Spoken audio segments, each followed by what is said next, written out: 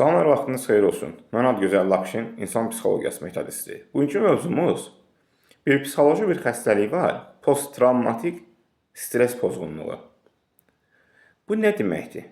Posttravmatik stres pozğunluğu nə deməkdir və anlamı olaraq hərfi mənası nədir və kimlərdə olur bu xəstəlik? Və bu xəstəliyi necə ortadan qaldırmaq olar? Posttravmatik stres pozğunluğu olan insanlarda adətən stres, təlaş, nədənsə qorxursan, həyəcan içindəsən kimi daxildən səni tətikləyici deyirlər türklər buna və Azərbaycan dilində səni ona məcbur edən bir stres olur daima. Elə bir nəyəsə tələsirsən, narahatsan, elə bir nəyəsə pis nəsə olacaq. Adətən bu xəstəlik olan insanlarda qarşı tərəfə zərər vermə kimi hallar yarana bilər. Birdən meyvə soyur bıçaqla, birdən bıçaq əlindən çıxar, batır onun gözünə.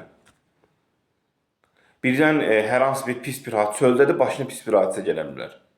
Ayda görəsən maşın vurdu, ölərik. Hamı öləcəkdir. Niyə narahat olursan ki? Ki, ailəndir, yaxınındır, anandır, bacındır, qardaşındır, narahat olursan. Amma bir dənə bir şey unutma ki, zaten öləndə hamı öləcək. Bu Allahın yazdığı bir qismətdir. Və onunla da birlikdə insanın diqqətsizliyindən də yarana bilər. İki hal. İnsanın diqqətsizliyindən başına pis hadisə gəlir və Allahın yazdığı qismət. Və bundan da əlavə insanlar daima nələrdən narahat olurlar bu xəstəlik ətrafında olanda? Adətən obsession kompulsiv pozuntu ilə bu posttravmatik stres pozğunluğunu bir-birlərinə qarışdırırlar. Məsələn, ikisində təlaş olur, xeyr. Obsession kompulsiv pozğunluqda belə deyək, azğınlıq və ifrat dərəcəsinə çatılan dərəcədə əllərini çoxlu su ilə təmaslı olmaq, qazı işığı tez-tez yoxlamaq, pis sözlər tez-tez təkrar eləmək, hətta dinlə bağlı olan insanlarda, namazlı olan insanlarda eyni surəni tez-tez təkrar eləmək unudur. Elə bilir ki, deməyib. Rəqəmləri tez-tez etmək və s.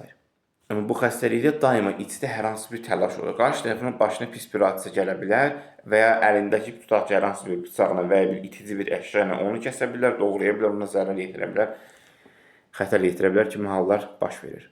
Adətən bu xəstəliyi ortadan qaldırmaq üçün daima pozitiv fikirləş. Sən ona niyə zərər verəsin ki, sənin ailə fərdidir, bacındır, qardaşındır, anandır, atandır, niyə zərər verəsin? Yaxud belə bir fikirləşə bilərsən, müsbət və ya ki, sən elə bir şey ağlında yoxdur. Silmək olur da bəzi şeyləri. Niyə lazım olan şeyləri beynindən silmək olur, onu silmək olmur? Sil də. Bu qədərmi iradəsizsən? İnsan istəsə hər şey edə bilər. Və nəticə etibarı ilə də psixoloji xəstəliklərin yaranmasının ən böyük səbəbi kiçiyindən böyüyünə qədər daim olaraq beynində olan bir məsələ və qarışqanı fil eləmək. Bu boyda psixoloji bir şey varsa, ay, aman, qırxın qiyamət, psixoloji xəstəlik oldu bu boyda. Kiçikdən oldu böyük. Ona görə hər şeyi çərçivəsini saxlamaq lazımdır. Hamının daxilində bir psixoloji xəstəliyi var. Amma onu müəyyən an etibarı ilə çərçivə daxilində saxlayanda o insana zərər verə bilmir və verməyi də bacarmır.